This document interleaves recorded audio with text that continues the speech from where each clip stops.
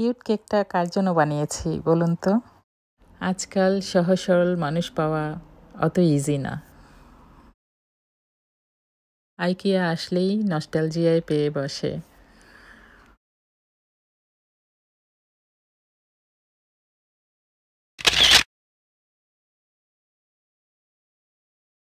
আসসালামু আলাইকুম এভরিওয়ান। আশা করছি আপনারা সবাই ভালো আছেন। আমরাও আলহামদুলিল্লাহ ভালো আছি। অনেকদিন পর আরও একটি কিউট ব্লগ নিয়ে আপনাদের মাঝে ফিরে আসলাম। এর মধ্যে আমার একটু ব্যস্ত সময় কেটেছে, এজন্য একটু দেরি হয়ে গেল ব্লগ দিতে। ব্যস্ত বলতে আসলে আমরা হঠাৎ করে প্ল্যান হলো হলিডেতে যাব, তো আমরা পর্তুগাল থেকে ঘুরে আসলাম।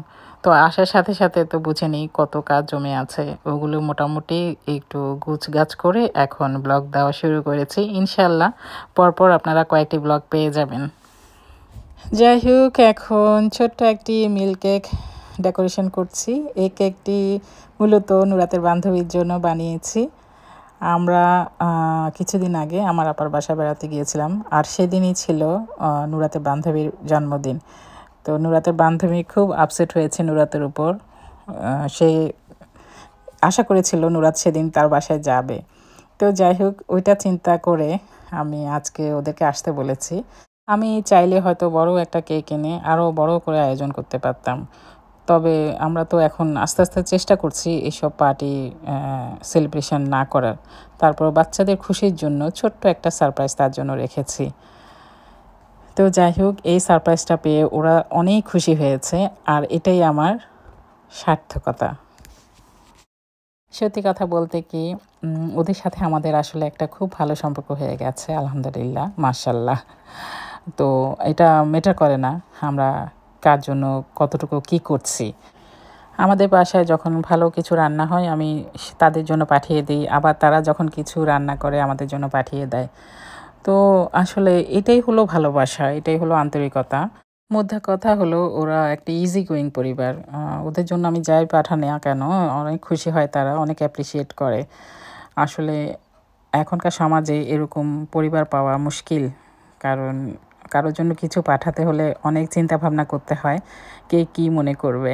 তো যাই হোক, ওইসব কথা। প্রথমেই ওদেরকে ড্রিঙ্কস আর স্টার্টার দিয়েছিলাম, আর এখন মেন মিল দিয়েছি। তো আজকে আমি আমাদের নোয়াখালীর ঐতিহ্য খোলার পিঠা বানিয়েছি। মাশাল্লাহ, আজকের পিঠাগুলো আমার মনের মতো হয়েছে। আর এখানে ডেজার্টের জন্য রেখেছি চালের সেমাই, সে সাথে আইসক্রিমও দিচ্ছি। হঠাৎ মনে হলো বাসায় কিছু ফায়ার ওয়ার্ক রয়ে গেছে, বাচ্চাদেরকে দেই, রাতের বেলা তারা সেগুলো জ্বালাবে আর এনজয় করবে। তো বাচ্চারা আসলেই অনেক মজা করছিল।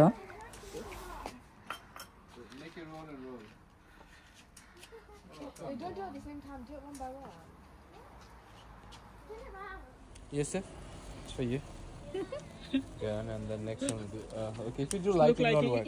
Light কেন? Light দিলে তো হবে না, লাইট ছাড়া করো। ফাতিমা।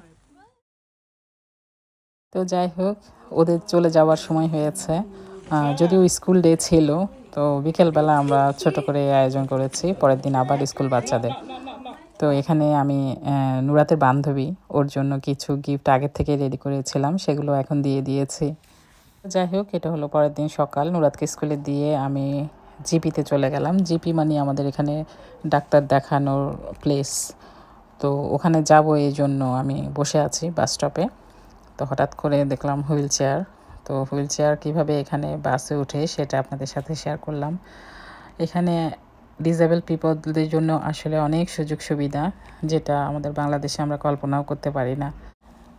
আর আমি যেখানেই যাই প্রকৃতিকে বন্ধু করে নেই। শুনুন ন্যাচারাল মিউজিক।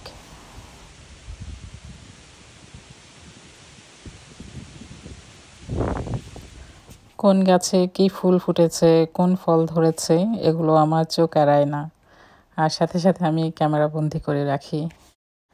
এই গাছের এই ফলগুলো দেখে খুব ডেলিশিয়াস মনে হচ্ছে এগুলো ব্লুবেরি জাতীয় কোনো ফল। তবে মনে হয় না এগুলো খাওয়া যাবে, তা না হলে তো এইভাবে ধরে ধরে থাকতো না, কেউ না কেউ উঠিয়ে নিয়ে যেত এতদিনে। এরপর আবিষ্কার করলাম পাইনকন ট্রি। উপরে তাকিয়ে দেখলাম অনেকগুলো পাইনকন ধরে আছে, আর নিচে তো পড়েই আছে অনেকগুলো। আর এগুলো তো আমার কালেকশন করতেই হবে। প্রকৃতির এরকম আরও অনেক ফুল ফল আমাকে অনেক বেশি মুগ্ধ করে। মাঝে মাঝে আমার ইচ্ছে হয় ভিলেজে চলে যাই, ওখানে গিয়ে বসবাস শুরু করি। আপন মনে পাইনকর্ন কুড়োচ্ছি আর মনে মনে ভাবছি কেউ কেউ আমাকে পাগল ভাবছেন না তো। আমি যেখানেই যাই সেখানেই আমি কিছু না কিছু নিয়ে আসি প্রকৃতির থেকে, যাতে করে আমি সেই মেমোরিগুলো ধরে রাখতে পারি। তো যাই হোক, এখন আমি আইকিয়ার পথে হাঁটছি। আমার জিপি সেন্টারের সাথে আইকিয়া, তো ভাবলাম অনেক দিন তো আইকিয়া যাওয়া হয় না, একটু ঘুরে আসি। আর বেসিক্যালি আমি কিছু খাবার পানির গ্লাস কিনতে গিয়েছিলাম। ওই খাবার পানির গ্লাস কিনতে গিয়ে টুকটাক আমার আরও অনেক কিছু কেনা হয়েছে। এই আইকিয়ার সাথে আমার অনেক স্মৃতি জড়িত। প্রথমে লন্ডনে আসার পর থেকে এখনও পর্যন্ত আমি এই আইকিয়াতেই আসি আমার বাসার কোনো কিছু প্রয়োজন হলে। আইকিয়ায় আসলেই আমাকে নস্টালজিয়ায় পেয়ে বসে, আগের দিনের কথাগুলো মনে পড়ে যায়। লন্ডনে যতগুলো শপ আছে, আইকিয়া হলো আমার খুব পছন্দের একটি শপ। আমার মন খারাপ হলেই আমি এখানে চলে আসতাম, আর প্রতিদিনই আমি কিছু না কিছু কিনতাম। যদিও ওর সাথে আমার অনেক ঝগড়া হতো, অনেক আর্গুমেন্ট হতো, তারপরেও কিনতাম। আর সেও জানে আমাকে দামানো যাবে না, তবে সে সবসময় বলতো বাড়ি হয়ে নে, তুমি পছন্দ মতো সব কিনে নিও। তো সেটাই হয়েছে আসলে। আলহামদুলিল্লাহ, এখান থেকে অনেক শপিং করেছি, আজ অবধিও করছি, ভবিষ্যতেও হয়তো করে যাব যতদিন বেঁচে আছি। জানি না কতদিন বেঁচে থাকবো। যাই হোক, এখন আমি এখানে ফুলের সেকশানে এসেছি। এটা তো আমার আসতেই হবে। আসলে আমি ঠিক বেছে বেছে যে সেকশানগুলো আমার পছন্দের ওখানে গিয়েছি, কারণ এটা তো অনেক বড় শপ। আননেসেসারি অন্য জায়গায় গিয়ে সময় নষ্ট করার কোনো দরকার নেই। তো আমি যেটা যেটা দরকার সেটা নিয়ে নিয়েছি, আর নতুন কী এসেছে সেগুলো দেখে আসলাম। আমার মনে পড়ছে না আইকিয়াতে আমি কখনো অটামেল লিফ দেখেছি। এবার দেখলাম এরা অনেক আগেই শপ ফ্লোরে উঠিয়ে ফেলেছে। প্রথম দিকে যখন আইকিয়াতে আসতাম তখন খুব কমই দেখেছি ওরা তাদের আউটলেট চেঞ্জ করেছে, শপের ডেকোরেশন চেঞ্জ করেছে। তো তখন বুঝতে পারতাম কোথায় কী আছে না আছে। আর এখন বোঝা যায় না কোথায় কী আছে, কারণ গত কয়েক বছর ধরে তারা অনেক চেঞ্জ এনেছে। মানে ডেকোরেশন থেকে শুরু করে জিনিসপত্র প্রচুর পরিমাণে তারা বিভিন্ন রকম জিনিস এনেছে। আর ভালো লাগে আসলে দেখতে এত রকম ভ্যারাইটিস জিনিস। এমন কি নেই যে আইকিয়াতে নেই। যেহেতু আজকে গাড়ি আনিনি, এজন্য চিন্তা ভাবনা করে কিনতে হচ্ছে কি জিনিস ক্যারি করতে পারবো। তো আলহামদুলিল্লাহ, আমার পছন্দের টুকটাক জিনিস নিয়ে বাসায় ফিরে আসলাম। তো আসলে এই ভিডিওগুলো আমার হলিডে যাওয়ার আগে, তো এই জন্য মনে করতে পারছি না আমি কি কি কিনেছি।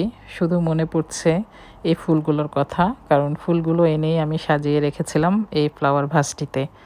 এই ফুলগুলো এক একটা 50p করে, এত চিপ আর কি সুন্দর দেখুন।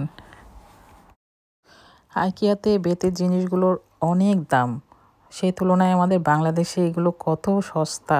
এই সব দেশে হাতের কাজের জিনিসের অনেক ভ্যালু, আর সেখানে আমাদের বাংলাদেশে যারা হাতে কাজ করেন তারা কত কম মজুরি পান। এখন ট্রামে করে বাসায় চলে যাচ্ছি। আমার বাসা থেকে আইকিয়া 2টা কি 3টে স্টপ। তো বাসায় এসে রেস্ট নিয়ে খাওয়া দাওয়া করেছি, এর মধ্যে নুরাতকেও নিয়ে এসেছি।